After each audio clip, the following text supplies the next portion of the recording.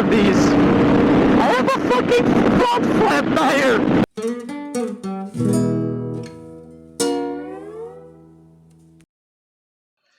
Hello adventurers, my name is Diogo Guerra and this is OFFroad-OFFcourse. Last weekend our gang attended a very famous motorcycle gathering here in Portugal, called the Travelers Event. An event dedicated mainly to adventure motorcycles that attracts both road and off-road lovers from all over the country. John and I have been going there since the first edition, back in 2008. And we love this event because this is where, once a year, we finally get to hang out with all our riding buddies who live far away. People we would probably never see otherwise.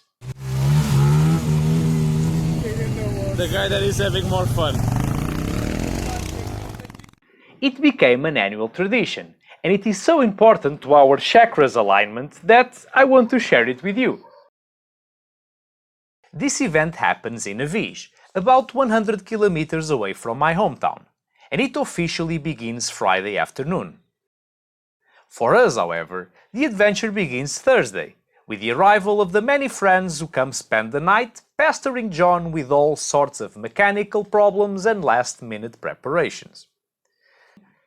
Our gang gathers in Santarém because every year on Friday morning we organize what we call the Express to Avis, an off-road ride connecting our hometown to the event's location.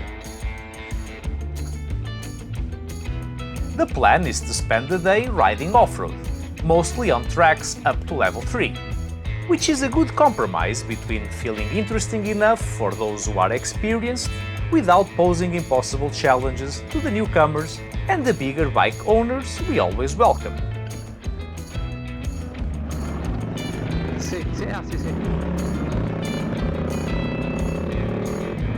Around 5 p.m. we arrived in Avis, and after dealing with the check-in procedures, which included a certainly very reliable temperature check, we signed in for the campsite and proceeded to set up our tents, or whatever they are.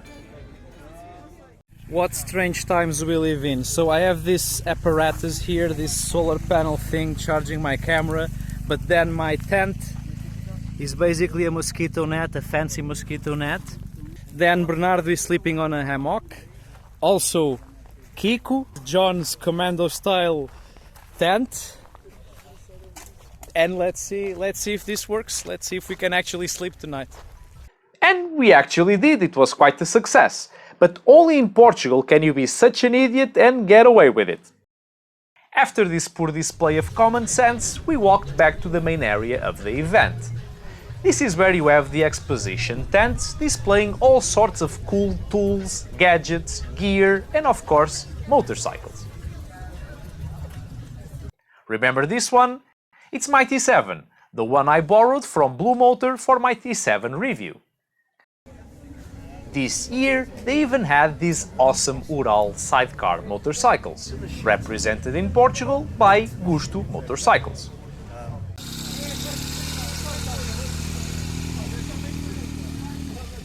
Just a few meters away there was the catering area where we usually have dinner, with a view over the presentation stage, where each year a few travelers are invited to come and talk about their adventures and projects. This time I especially enjoyed the wacky adventures of André Souza, who is riding around the world on a Honda Monkey and on a very tight budget. Well, the longer we stay at the Travelers event, the bigger our group becomes. And by dinner time, we already had 2 tables full of yelling and laughing people, telling all sorts of lies about their trips and their motorcycles, which is probably my favorite part of the whole weekend.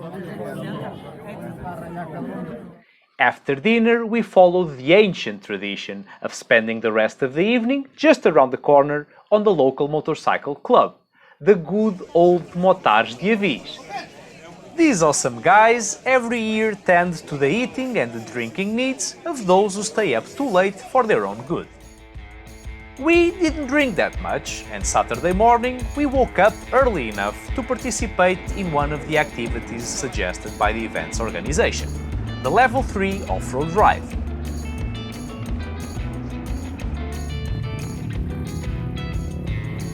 Many other things can be done on Saturday, like the easier level 1 ride, or the on-road tour, or the test rides, or even various types of workshops. If you want to see this side of the event, I recommend watching the video from Spitfire PT. He did a much better job than I capturing all that. Personally, I prefer to go on the off-road tours, but to share a trail with these many riders also has its disadvantages, like the excessive amount of dust or the excessive amount of stops to solve mechanical issues.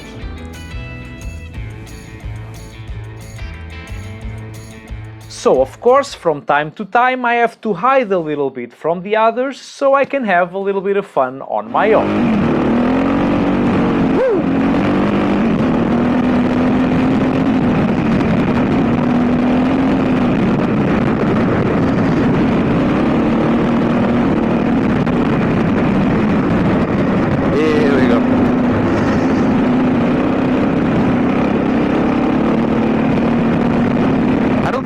Showed you guys ever on this channel like a bit of fast riding.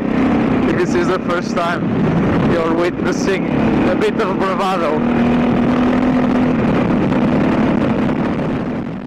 Well, and amongst the many technical problems that our group encountered this year, there was one that I actually enjoyed. The flat front tire on Hugo's TT600. Hugo is taking my bike. It's not your fault, man. I hope not. It's the curse. Your wife cursed the bike. So now I'm riding the TT600 water bike. These bikes are awesome. Awesome. The accelerator is stuck. The front brake is weird. There's no oil on the rear suspension. I have a fucking flat front tire. It's completely flat. Yeah, I like these bikes very much. I should sell my XT660. What am I doing with such a big bike?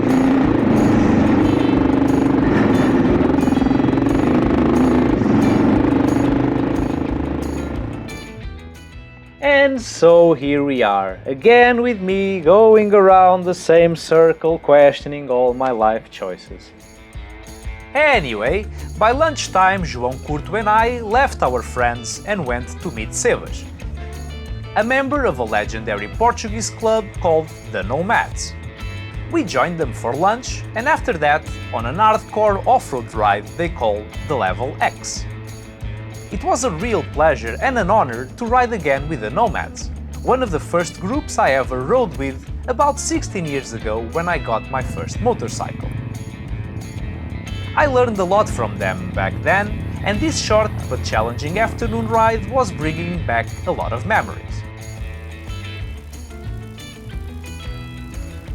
For the next couple of hours we kept testing the limits of our motorcycles as well as our own, going up and down these extremely steep hills that I am sure the cameras are failing to represent accurately. Here, for instance, I was going as slow as I could without locking the front wheel.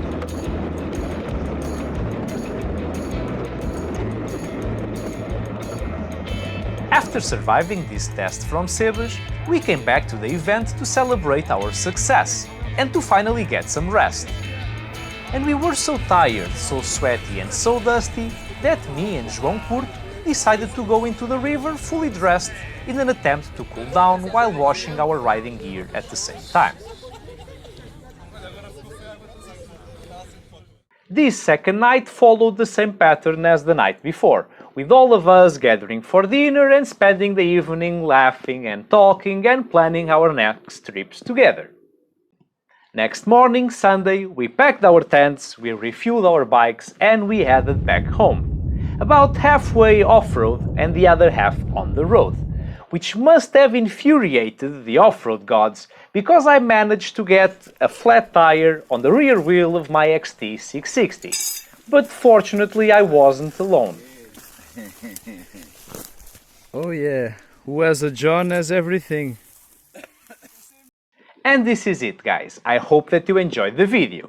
If so, please don't forget to like, to subscribe, to hit the thingy and to share. Share this video with one of those friends that thinks that all motorcycle gatherings are just a bunch of drunk people doing wheelies and burnouts, and maybe next year he will join us. See you next week and happy rides!